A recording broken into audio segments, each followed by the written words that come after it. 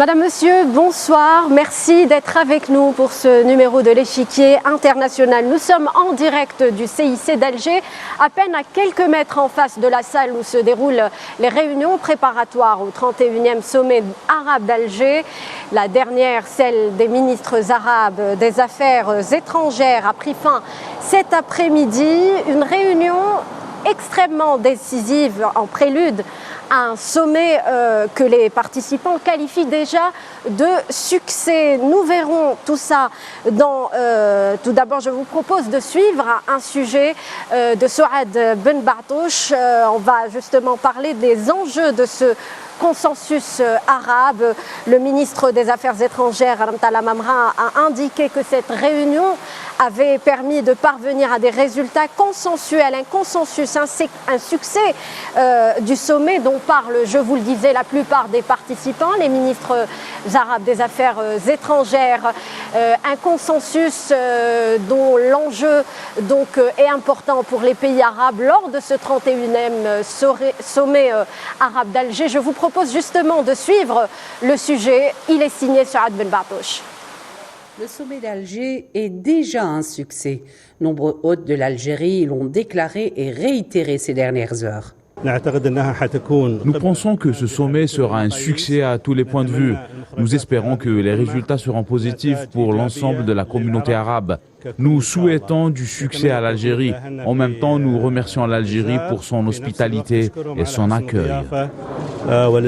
Le sommet de l'unification des rangs arabes, de la réconciliation, un sommet fédérateur est consacré à renforcer l'action arabe commune, autant de concepts pour afficher les intentions on ne peut plus saines de l'Algérie, des intentions non étrangères d'ailleurs aux fondamentaux de sa politique diplomatique, à savoir l'équidistance, la non-ingérence dans les affaires intérieures des pays, l'engagement dans des médiations pour la paix et surtout le soutien aux causes justes.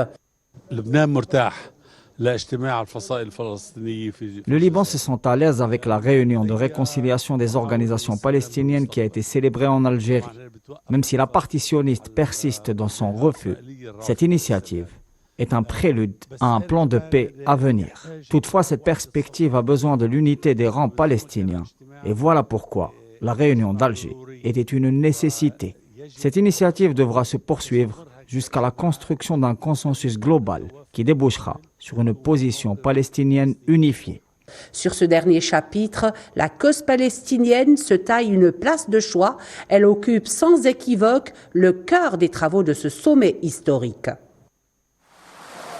Alors pour évoquer donc ce sommet, ses enjeux, la réforme de la Ligue arabe également qui sera justement au cœur des débats lors de ce sommet, nous avons ce soir le plaisir d'avoir avec nous professeur Kamal Filali, constitutionnaliste et spécialiste en droit international. Bonsoir.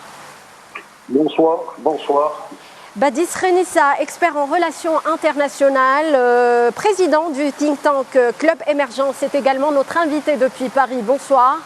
Bonsoir, Madame Boukhari. Et Taoufik Hamel est également notre invité depuis Paris. Bonsoir, Monsieur Taoufik Hamel. Bonsoir.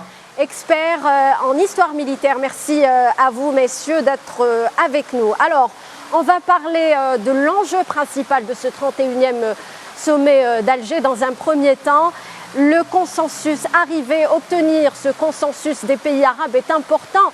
Badis Renissa. Bien évidemment, quand on sait que l'Algérie aujourd'hui s'est inscrite depuis quelques mois, pour pas dire au lendemain de la... Monsieur Badis Renissa, est-ce que vous m'entendez? Je vous entends très bien. Allez-y, Monsieur Renissa. Très bien. Très bien. Je vais donner la parole à Monsieur Kamel Filali. Est-ce que vous êtes avec nous? Je vous écoute. Très bien.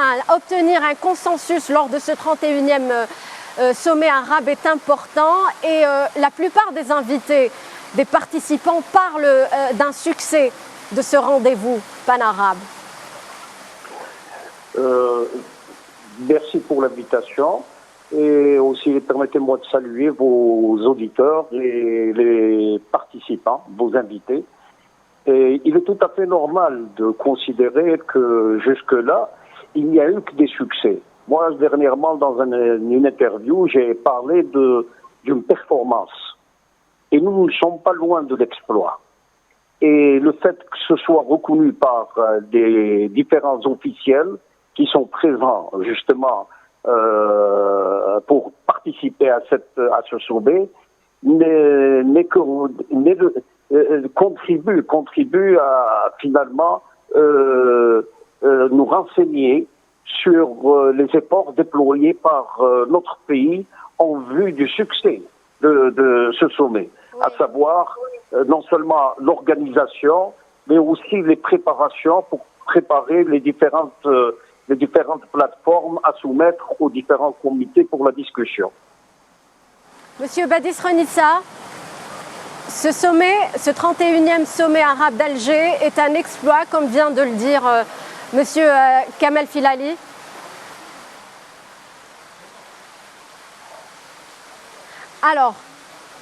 Alors monsieur, je vais donner la parole à monsieur Taoufik Hamel. Il semble qu'on a un petit problème technique de liaison avec monsieur Badis Renissa. Monsieur Taoufik Hamel. Oui. Alors, concernant le sommet de la Ligue arabe, on dit que la politique est l'art du possible. Oui. La dernière réunion de la Ligue arabe, c'était en mars 2019, c'était en Tunisie. Et ça fait presque ça fait 3 ans depuis que les pays arabes ne sont pas réunis. Elles ont connu des crises plus ou moins importantes. Et quand on tient en considération tous ces éléments, évidemment, on peut dire que jusqu'à maintenant que c'est une réussite. La première réussite a été celle en tout cas de réunir les groupes palestiniens. C'était la première réussite. Et jusqu'à maintenant, il y avait des efforts très très importants qui ont été réalisés par l'Algérie, justement pour aboutir à un consensus sur certaines questions régionales, en tout cas sur des questions qui intéressent les différents États arabes. Sachant que les États arabes, pour certains, parfois, ils ont des intérêts divergents, mais cela n'empêche pas qu'elles ont des intérêts communs, et le fait que la réunion actuelle qui a été présidée par l'Algérie arrive justement à atténuer les tensions qui ont émergé jusqu'à maintenant, ne serait-ce que pour cela, ça va être une grande réussite. Alors malgré les avis divergents des uns et des autres, on peut parvenir à un consensus sur d'autres dossiers, Badis Renissa, lors de ce 31e sommet de la Ligue arabe. Est-ce que vous m'entendez? Monsieur Badis Renissa. Je vous entends. Est-ce que vous m'entendez? Je vous entends parfaitement bien. Allez-y. Parfait. Écoutez, je pense que pour revenir un peu au consensus, effectivement, c'est un concept qu'il faut impérativement mettre en exergue aujourd'hui et le pratiquer factuellement sur le terrain, puisque la réussite de ce sommet, au-delà que ce soit un sommet, le 31e sommet qui vient dans une succession de plusieurs qui l'ont précédé, mais pour l'Algérie, elle est consciente qu'effectivement cette réussite s'inscrit aussi dans du moyen long terme, ce qu'on va en faire de ce sommet. L'Algérie a donné tous les moyens en amont pour permettre effectivement de construire un espace favorable au travail collectif et commun de tous les États membres, mais bon aux États membres par la suite d'en faire un levier d'action et de changement, notamment en matière de logiciels de travail, et revenir vers peut-être plus de collégialité, plus de consensus, plus aussi, je dirais, cette règle d'or pour moi qui régit un peu le travail à terme du monde arabe, à savoir converger ou s'accorder sur les fondamentaux et converger sur les finalités. S'accorder sur les fondamentaux, c'est-à-dire démontrer aujourd'hui qu'on ne peut pas sacrifier la cause palestinienne sur l'autel des intérêts des uns et des autres et des intérêts étroits de certains États, et converger sur les finalités, c'est-à-dire sur un projet panarabiste plus solidaire, plus équitable, qui n'exclut aucun État dans le futur. Alors pour donner à la Ligue arabe, pour que la Ligue arabe puisse jouer son rôle au regard de tous ces bouleversements que connaît actuellement le monde, il est important de réformer Kamel Filali. La réforme de la Ligue arabe sera sans doute au cœur, sera donc introduit dans le débat de ce 31e sommet. Monsieur Kamel Filali, est-ce que vous êtes avec nous? Oui, je suis avec vous. Alors, et donc effectivement, oui. le dossier de réforme a été déposé par l'Algérie le 28. Et l'Algérie donc va dans une direction d'une réforme globale. Et pour faciliter justement les ententes, et dépasser, transcender les confrontations idéologiques ou autres entre les uns et les autres une nouvelle fois. On utilise donc comme instrument le consensus, qui est un outil de travail moderne qui a fait aboutir pas mal de conférences internationales où il n'y avait pas d'issue. Donc l'instrument est un instrument de choix, donc bien étudié, etc. Maintenant, quand on parle de réforme, cela veut dire qu'on est arrivé à une période où les mécanismes qui sont en place, où les textes qui sont mis en place sont devenus obsolètes. Oui. Et par conséquent, il faut changer. Il faut changer les textes et il faut changer les mécanismes pour pouvoir avancer. Seulement, il ne faudrait pas aussi se leurrer.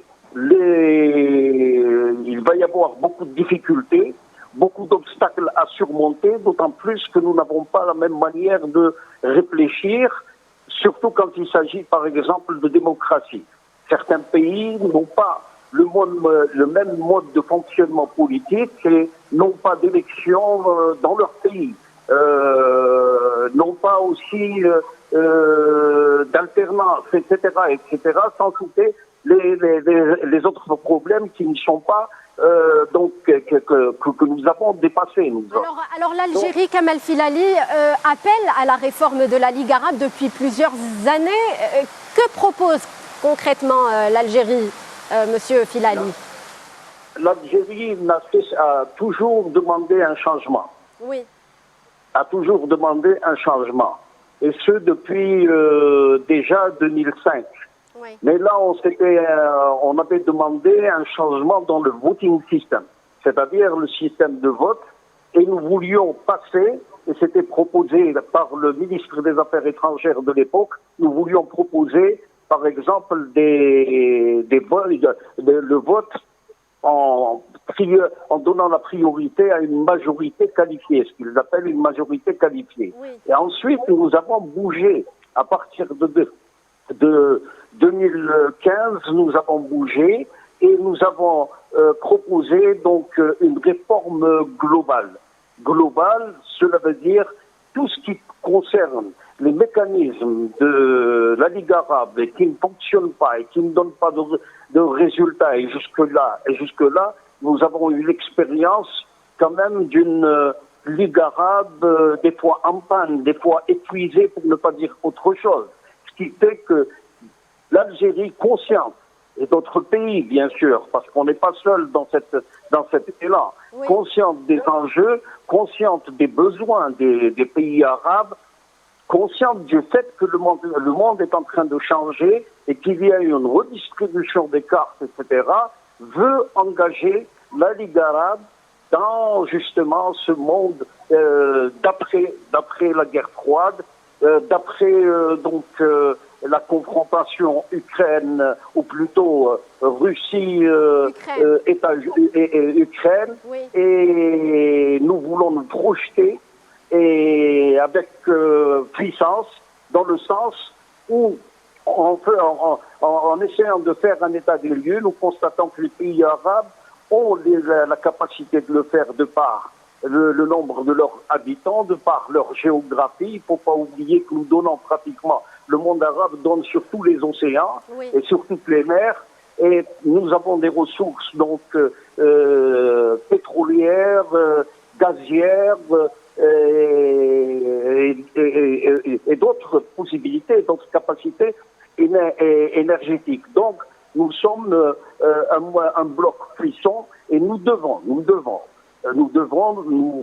faire entendre notre voix. Oui. Et c'est pour ça qu'il y a un changement aussi, un changement dans la communication diplomatique. C'est-à-dire que nous devons faire entendre la voix du monde arabe. Alors de la justement, Ligue arabe. Monsieur Kamel Filali, Badis Renissa, sur cette réforme de la Ligue arabe, on l'a dit, qui s'impose, face à une Ligue arabe qui a parfois du mal à régler quelques crises, à résoudre quelques crises dans la région, il est important d'évaluer donc les faiblesses pour pouvoir avancer. Je pense qu'il ne faut pas avoir peur des mots. Aujourd'hui, nous avons besoin d'un espèce d'électrochoc au sein même de cette Ligue arabe, à savoir des réformes structurelles pour refonder le modèle et je dirais, comme je disais tout à l'heure, le logiciel du mode d'emploi et de mode opératoire en tout cas de cette ligue pour en faire encore une fois un vrai levier. À commencer, ne serait-ce que par ce que propose l'Algérie depuis quelques années, et je dirais même au lendemain de l'élection du président de la République, Abdelmadjid Tebboune, à partir sur du long terme et travailler sur des jalons, notamment celui du sommet d'aujourd'hui, qui permettrait effectivement de peut-être permettre cette refondation, au moins cette réflexion collective qui tend vers les intérêts des peuples arabes et non plus vers des intérêts étroits. Encore une fois, avec peut-être une projection un peu plus mature et un peu plus responsable, puisque nous sommes en train d'évoquer aujourd'hui un jalon dans lequel les États, de par la conjoncture que nous vivons, qui est d'ailleurs une conjoncture favorable, rappelons-le, qui seront justement comptables devant l'histoire du monde arabe, puisque deux choses l'une, c'est-à-dire il loupe le coche et il rate cette étape cruciale que l'Algérie, à maintes reprises depuis des années, à travers un marathon diplomatique, a voulu la mettre en exergue et souligner l'importance, ou alors prendre ce sommet à bras-le-corps et effectivement peut-être armé de bonne volonté, qu'elle soit politique d'ailleurs, ou même de bonne foi, pour en faire encore une fois cet espace tant attendu où le panarabisme œuvre pour l'intérêt du monde arabe, l'intérêt des peuples arabes. Mais encore une fois, ces réformes, le secret de ces réformes tient effectivement à la volonté, à vouloir les intégrer d'une manière encore une fois efficace, pérenne. À savoir, je prends juste un petit exemple, c'est-à-dire peut-être sortir de ce monopole de la présidence ou le monopole de la Ligue arabe et aller vers peut-être une présidence plus tournante. C'est un dossier, ça fait partie des propositions de l'Algérie, justement. Absolument, parce que nous ne pouvons pas faire du neuf avec du vieux. On doit encore une fois casser certains codes qui ont mené un passif important. L'Algérie aujourd'hui, à travers ce sommet, elle est consciente aussi qu'il y a un passif profond à pouvoir traiter, mais ça ne se traite pas sur un sommet, ce que j'ai expliqué tout à l'heure. L'Algérie a le mérite, encore une fois, devant l'histoire du monde arabe, à vouloir user de cette opportunité pour pouvoir donner une dernière chance, entre parenthèses, au monde arabe, pour pouvoir enfin s'élever, s'édifier, bâtir des fondations saines d'un travail commun, et encore une fois, pour pouvoir donner un peu le go, donner un peu le tempo dans l'équation régionale et même mondiale dans laquelle nous vivons. Et nous rappelons encore une fois, et vous l'avez si bien dit en introduction, nous vivons une période, je dirais, de mutation de géopolitique, de mutation géostratégique et même économique, dans lequel le monde arabe, avec tous ces on va dire théoriquement, entre parenthèses, tous les facteurs qu'il détient et les avantages, pourrait les mettre à bon escient, pourrait encore une fois les mettre sur la table des discussions, des négociations. Mais pourquoi, encore une fois, il faut qu'on démontre que nous saurons être unis pour pouvoir, encore une fois, agir avec des tierces pays ou des tierces puissances à terme. Alors, Tawfiq Hamel, vous êtes chercheur en histoire, spécialiste en histoire militaire. Cette réforme permettra sans doute donc de relancer l'action arabe, l'action commune arabe et mutualiser les efforts pour bâtir justement une force arabe également. Qu'en pensez-vous? Effectivement, en tout cas, ça fait l'un des objectifs de cette réforme, justement, c'est de faire en sorte que la Ligue arabe devienne plus efficace. En tout cas, l'Algérie, c'était depuis 2005 que l'Algérie était favorable pour la réforme de la Ligue arabe. Parmi ces réformes, il y avait le problème de la question du monopole qui devait être revu, notamment sur le statut du secrétaire général et notamment abandonner la règle du consensus et que les décisions soient prises à majorité qualifiée pour éviter les blocages. Ça veut dire qu'en principe, cette réforme vise justement à rendre la Ligue arabe plus efficace. Sachant que l'Algérie est consciente évidemment de toutes les difficultés et les tensions qui existent dans le monde arabe, ça veut dire que cette réforme, on ne peut pas la mettre en place du jour au lendemain, ça veut dire que ça nécessite tout un travail de nivellement de ces tensions et que les intérêts des uns et des autres soient pris en considération. En tout cas, ça va être l'unique façon justement de faire avancer cette réforme. Et le deuxième point, c'est qu'il faut garder à l'esprit que les institutions sont fonctionnelles. Le rôle des institutions est fonctionnel. Ça veut dire qu'on crée des institutions pour régler des problèmes particuliers. Parce qu'elles ont une mission. Tawfiq Hamel, sur le plan sécuritaire, qu'est-ce que cette réforme pourrait justement, à quoi pourrait-elle aboutir à votre avis? Alors sur le plan sécuritaire, peut-être cette réforme pourrait dans certaines mesures améliorer le travail des services de partage des informations, de renseignements sur certaines questions. Mais il faut garder à l'esprit que les pays arabes sont partagés par deux tendances. Il y a une tendance souverainiste et une tendance intégrationniste. Et dans la majorité des pays arabes, la tendance souverainiste reste très très importante. Et c'est pour ça que j'ai dit que la réforme de la Ligue arabe pour aller vers un processus de prise de décision où la majorité qualifiée sera la règle, ça prendra du temps. C'est pour ça que j'ai dit peut-être dans certaines mesures, certaines réformes peuvent aboutir à renforcer l'échange des renseignements entre les pays arabes. Concernant les questions militaires, ça reste l'un des secteurs régaliens les plus importants. Et comme j'avais dit tout à l'heure, que jusqu'à maintenant, la tendance souverainiste reste très très importante dans ces pays. Mais au moins dans les médias, ne serait-ce que pour arriver à atténuer les tensions entre les pays arabes, ça va être un début justement pour envisager de nouvelles étapes dans le processus de réforme et d'amélioration du fonctionnement de la Ligue arabe. Monsieur Kamel Filali, à votre avis, quels sont les mécanismes qu'on peut justement, on va dire, activer pour si vous voulez, mettre fin à cet immobilisme, si l'on peut dire ainsi, si l'on peut le qualifier ainsi, de la Ligue arabe? Moi, je me suis posé déjà cette question et j'ai essayé d'y répondre de cette manière. Voilà, pour copier les Européens, on ne pourra pas le faire parce qu'il y a beaucoup de différences.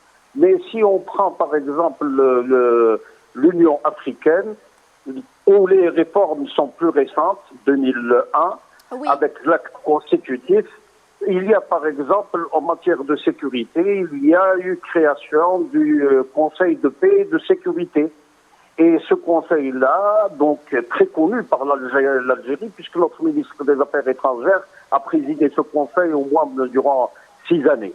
Oui. Ce qui fait que ce conseil a la possibilité, donc l'Union africaine, grâce à ce conseil, a la possibilité maintenant d'intervenir dans des crises au niveau continental et même d'envoyer des troupes et de donner son avis pratiquement sur toutes les crises prioritairement. Non pas parce que, et c'est même la Charte des Nations Unies qui lui donne cette priorité. Cette priorité lui est donnée donc par de grandes instances, en plus du fait que ce Conseil de paix et de sécurité aura d'étroites relations avec d'autres institutions internationales comme le Conseil de sécurité, etc. Il y a autre chose, il y a aussi le fait qu'on doit développer nos réseaux économiques, c'est-à-dire oui, que ce qu'il y a actuellement, les comités, etc., ne sont pas sont essoufflés, oui, et il faudrait absolument mettre de l'énergie et pour aller plus vite, parce que je sais que l'horloge elle va vite aussi, oui, donc je vais conseiller à ce qu'il y ait une recommandation dans les déclarations, une recommandation qui serait l'installation d'une commission qui s'occuperait dans le détail de la réforme de la charte de la Ligue arabe, le pacte du 22 mars 1945, le réformer entièrement et faire des propositions de telle manière à ce qu'elle... Donc cette recommandation, si elle aboutit, si cette réforme, donc la proposition de réforme aboutit, le secrétaire général va donc lancer cette cellule de réforme, de recherche, etc. Et nous allons donc, ils vont développer un rapport et le rapport sera étudié. Il se pourrait que ça soit lent, parce qu'il se pourrait qu'une opération pareille prenne plusieurs années, mais au moins nous serons contents aujourd'hui de l'avoir initié, de l'avoir lancé, de la relancer s'il le vaut et aller jusqu'au bout. La réussite de l'Algérie réside dans le fait que nous avons donc non seulement été derrière cette idée de réforme, de changement, cette idée de rassemblement, et nous avons commencé quand nous avons lancé, où nous avons rassemblé les frères palestiniens ensemble, et justement il y a une volonté politique qui existe chez nous, et d'autres États restent à convaincre les autres à nous rejoindre. Ça va être un travail très difficile, dans le sens où il y a des questions de confiance, etc.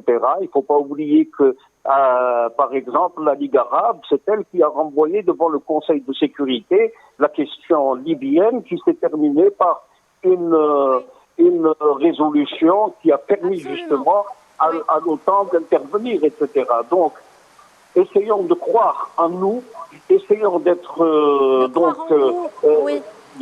de croire en nous, de croire grâce à ce consensus. Oui, monsieur Kamal, grâce à ce consensus escompté lors de ce 31e sommet arabe d'Alger. Merci à vous, professeur Kamal Filali, pour cette contribution. Je remercie également mes deux autres invités, Badis Khenissa, expert en relations internationales, et Tawfiq Hamel, chercheur en histoire militaire. Merci à vous, chers téléspectateurs, d'avoir suivi ce numéro de l'échiquier international en direct du CIC d'Alger, où va se dérouler donc le 31e sommet arabe d'Alger, les 1er de novembre prochains. Sans plus tarder, on va rendre l'antenne au studio principal à la CEFEX d'Alger pour suivre donc le journal en langue arabe qui vous sera présenté par Hamza Morsli. Hamza Morsli, bonsoir. مساء الخير. أهلا وسهلا ريم بخاري، شكرا لك. مشاهدينا الكرام، نلتقي بعد الفاصل في نشرة الأخبار الرئيسية.